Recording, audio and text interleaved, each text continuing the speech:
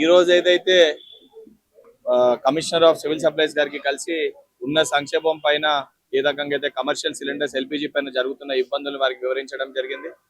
వారు కూడా చాలా స్పష్టంగా స్టేట్ గవర్నమెంట్ ఓన్లీ మానిటరింగ్ మటుకే స్టేట్ గవర్నమెంట్ చేస్తుంది. ఇంపోర్ట్ కానివ్వండి, ప్రొడక్షన్ కానివ్వండి, ఆ సప్లై అంతా కూడా సెంట్రల్కి వెళ్ళి రావాల్సిందే, సెంట్రల్ గవర్నమెంట్ పరిధిలో ఉంటుందని వారు కూడా చెప్పడం జరిగింది. కానీ బ్లాక్ మార్కెటింగ్ జరగకుండా చూడాలని చెప్తే వారు కూడా చాలా స్పష్టంగా లాస్ట్ 10 days లో ఈ బ్లాక్ మార్కెటింగ్ కానీ ఎక్కడైనా డొమెస్టిక్ ని కమర్షియల్ చేంజ్ చేసిన ప్రయత్నం చేసిన చోట వాటిని పట్టుకొని కేసెస్ దాఖలు చేసినా కూడా వారు చెప్పి అవి కూడా చూపించడం జరిగింది. వారు చాలా అద్భుతంగా మానిటరింగ్ పైన రాష్ట్ర ప్రభుత్వం పనిచేస్తుంది. కానీ కేంద్ర ప్రభుత్వం ఏదైతే మన 1955 యాక్ట్ ఏదైతే ఉందో సెక్షన్ 3ని అమైన్ చేసి చాలా క్లియర్ గా దాంట్లో మెన్షన్ చేశారు. ప్రొడక్షన్ ఓన్లీ డొమెస్టిక్ సప్లై మటుకే దానికే ఇవ్వండి, అంటే కమర్షియల్ కి ఇవ్వకూడదని మెన్షన్ చేయలే, కానీ డొమెస్టిక్ కే ఇవ్వండి అని చెప్పి మెన్షన్ చేశారు. అంటే ఇండైరెక్ట్ గా కమర్షియల్ కి సప్లై తగ్గించండి అని చెప్పి చాలా క్లియర్ గా చెప్పారు. ఒకవైపు ఏమో కేంద్ర మంత్రి పెట్రోలియం మినిస్టర్ మాట్లాడుతూ లేదు 74 రోజులకి సంబంధించి ఎటువంటి కొరత లేదు, కావాల్సిన స్టాక్ ఇక్కడ ఉంది అని చెప్పి చెప్తూనే మరొక వైపు ఇటువంటి యాక్ట్ ని అమెండ్మెంట్ చేసి హోటల్ ఇండస్ట్రీని కూడా కంప్లీట్ గా ఈ రోజు దెబ్బతినే పరిస్థితి ఉంది.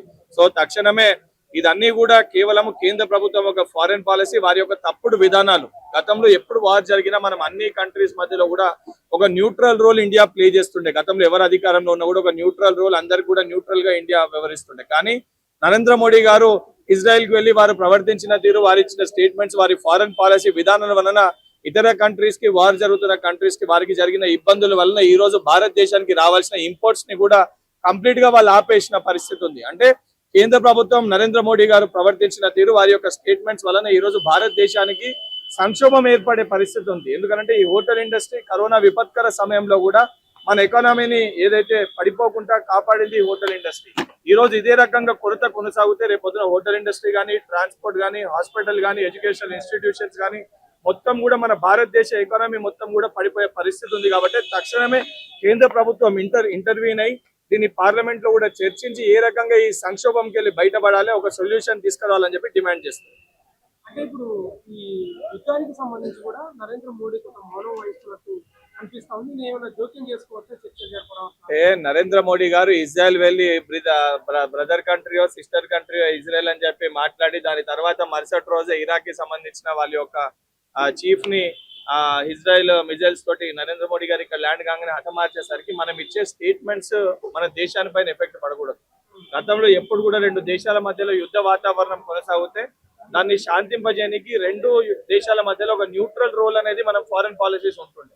కానీ నరేంద్ర మోడీ గారు ఒక కంట్రీ దిక్కు బయాస్డ్ గా మాట్లాడేసరికి ఇంకో కంట్రీకి భారతదేశానికి ఉన్న రిలేషన్స్ దెబ్బతిని ఈ రోజు ఆ సంక్షోభం ఏర్పడ్డది.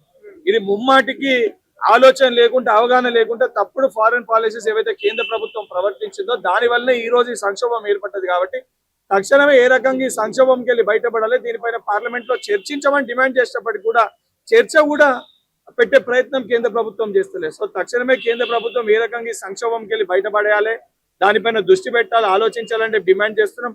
లేకపోతే ఇదే సంక్షోభం ఇదే రకంగా కొనసాగితే రేపు పొద్దున డొమెస్టిక్ యూసేజ్ సిలిండర్స్ కూడా ఇబ్బంది పడే పరిస్థితి ఏర్పడుతుంది. దాని తర్వాత ప్రజలందరూ కూడా ఇబ్బంది పడే పరిస్థితి ఏర్పడుతుంది. కాబట్టి ముందస్తుగా అటువంటి ఇబ్బందులు జరగకూడదు. దానికి రాష్ట్ర ప్రభుత్వము ఇమీడియట్ గా కేంద్ర ప్రభుత్వానికి ముఖ్యమంత్రి గారు, మా civil supplies minister Uttam Kumar Reddy గారు కూడా, సెంట్రల్ మినిస్టర్ వారు కూడా లేఖ రాస్తామని చెప్పారు. దీనిపైన తెలంగాణ రాష్ట్రానికి ఎటువంటి కొరత కాకుండా అన్ని స్టేట్ గవర్నమెంట్స్ కూడా కేంద్ర ప్రభుత్వం పైన ఒత్తిడి తీసుకొని వచ్చి కొరత రాకుండా చూసుకోవాల్సిన బాధ్యత అందరిపైన కూడా ఉంది. మొన్ననే గ్యాస్ సిలిండర్ రేటు పెరిగినాయి, ఇవాళ గ్యాస్ కొరత, దీనివల్ల సామాన్య ప్రజలకు ఇబ్బంది. ఇప్పుడు సిలిండర్ రేటు పెంచడము ఒకవైపు, మళ్ళీ దాని తర్వాత కొరత, దాని తర్వాత సిలిండర్లు లేవు, మళ్ళీ రోజు కట్టెల పొయ్యి పైన వండుకునే పరిస్థితి, అంటే అటువంటి పరిస్థితులు కూడా ఈ రోజు లేవు.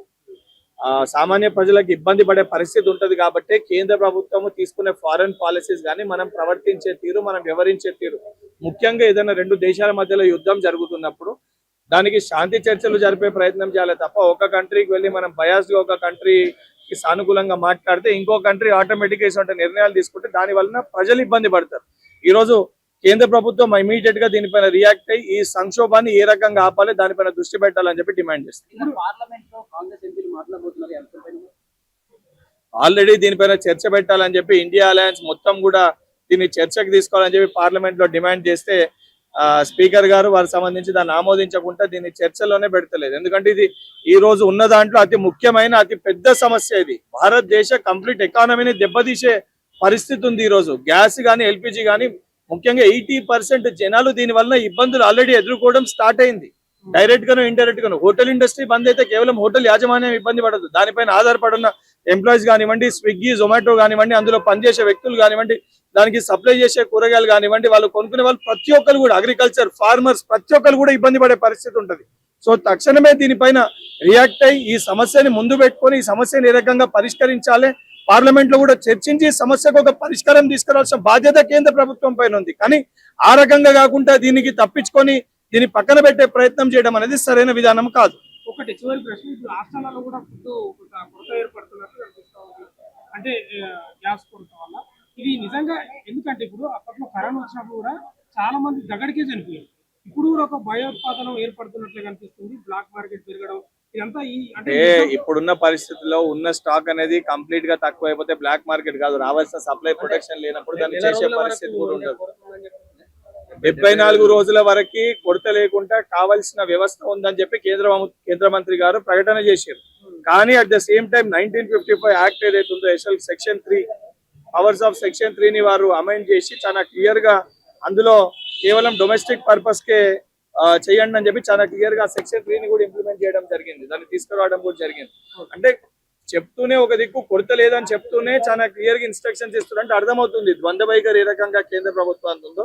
సో ఈ రకమైన కొరత రావద్దు, ప్రజలు ఇబ్బంది పడకూడదంటే మళ్ళీ దీన్ని ఏదో సంక్షోభం కింద చూపించి ఆడ యుద్ధం అవుతుంది కాబట్టి ఇది అంతటా అవుతుంది, ఇండియా మొత్తం అవుతుంది అంటే దేని వలన అవుతుంది, ఏ ఫారెన్ పాలసీ వలన అవుతుంది, ఇండియా ఏం రోల్ ప్లే చేస్తుంది దీంట్లో, దీనిపైన భారతదేశ ప్రజలకి సమాధానం చెప్పాల్సిన బాధ్యత ప్రధానమంత్రి గారి పైన ఉంది.